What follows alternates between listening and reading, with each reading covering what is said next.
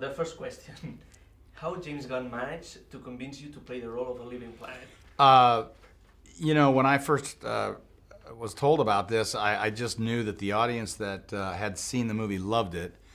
And then I was getting all these messages on my telephone and from even people like you, because I was doing Hateful Eight press, and they were like, this is great, are you going to do this? And I didn't know what they were talking about. Like, are you going to be Star-Lord's father? Are you going to be Peter Quill's dad? Are you going to be in Guardians of the Galaxy Volume 2? So for me, it was a matter of saying, well, I need to, read the script. I need to see the first movie and kind of understand it all. Once I did, I said, yeah, this would be really fun to do. But you don't want to be the one that goes in there and makes number 2 and it's not very good. And you got to be really sure that the people involved in the first one, it wasn't a mistake.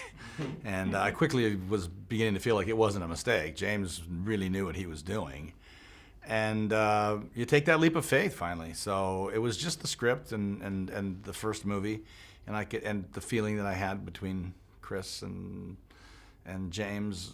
It was a leap of faith. So I was glad I took it. Yeah, of course. Mm-hmm. It seems that Marvel is looking for iconic actors like you to play strong characters in their movies. What do you think about that?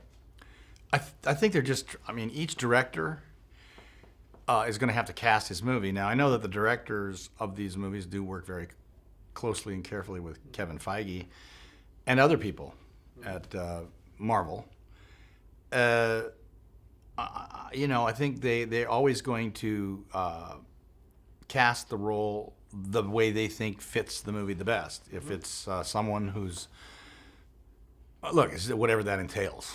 It's whatever that entails. In this case, I understood why Kurt Russell was someone that they thought was right to do this, and I think that's primarily because of the way Chris plays his character and the way Chris is as a person. Mm-hmm. I fit that mold. And I knew that before I'd read the script, because everybody was saying, "Oh, you're perfect for this. This is great." And it was like, "Well, that's great. I just don't know what it is." You know what I mean? It could have been, something entirely different. I would have gone, "Oh, that's great. I'm right for that, huh?" So it was just nice to read the script and realize that it was a great opportunity too. Yeah. So with the Guardians of the Galaxy Volume 2, are you done with the Marvel Universe? Oh, listen, back in the day in the 70s and 80s and 90s, I was one who didn't really care to do upfront knowing you were going to do a character 3 or 4 times. It just didn't appeal to me. The whole world has changed in terms of filmmaking in that regard. It's much different now, and also my career is much different now. I've done all the things I've done.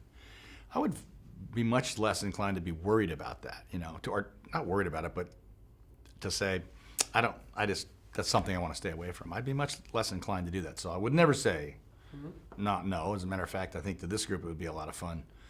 It would be a lot of fun to work with them again. So, and Fast and Furious is another thing that I really have a great time working on. I love the character that we came up with, that I get to play. So, yeah, I'd like to work with them again.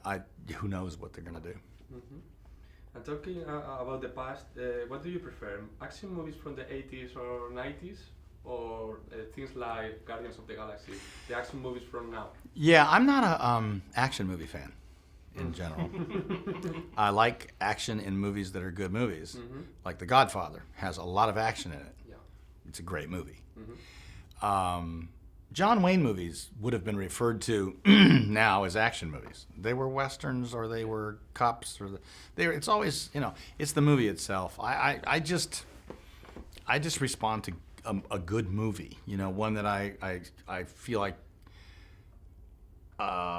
told a good story, and that the characters were in different situations where it made you think, oh, what's he going to do here? What's she going to do? Does she really love him or not? And what's that mean? I just get involved with the movie. I don't care if it has action or not. It's amazing how little action I think you need to propel a story along if it's compelling. Escape from New York was a compelling movie that's referred to as an action movie when in fact there's very little action in it.